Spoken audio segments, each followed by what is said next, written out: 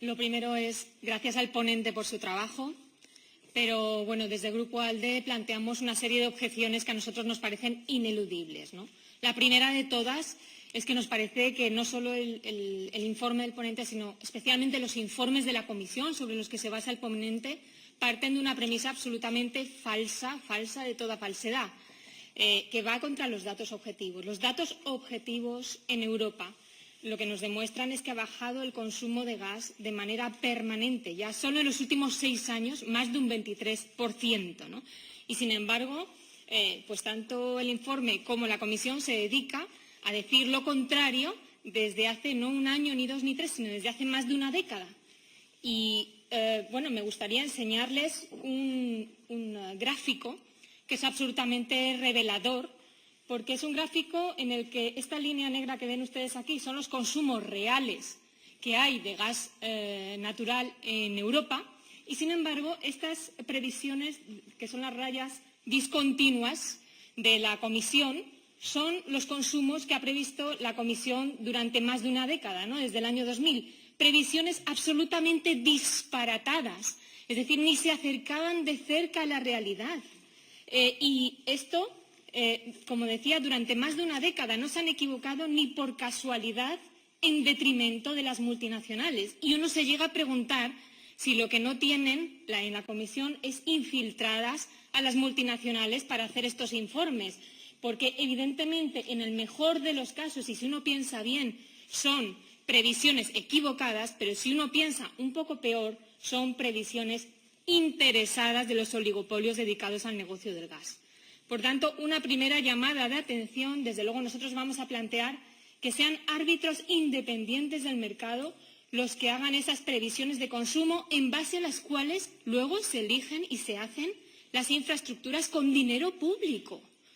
Porque, claro, esas infraestructuras y esas previsiones infladas y poco realistas a lo que han llevado hoy en día es que, según los informes de Carbon Tracker, tengamos más de 280.000 millones de dólares en proyectos dedicados al gas natural que no van a ser previsiblemente rentables hasta, como mínimo, el 2025.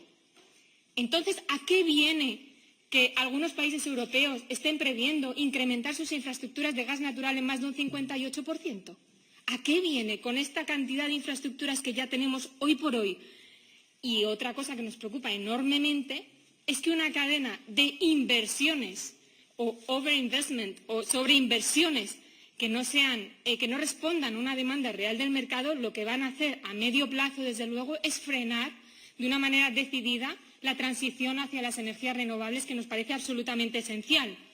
Y les pongo como ejemplo un país que es el mío, que es un país que ha invertido en exceso en gas natural, hasta tal punto, y con previsiones evidentemente infladas y poco realistas como las que ha previsto la Comisión durante décadas, hasta tal punto que la última regasificadora que se abrió, la de Musel en Gijón, se terminó de construir, se inauguró y, según se inauguró, se cerró y se puso a hibernar.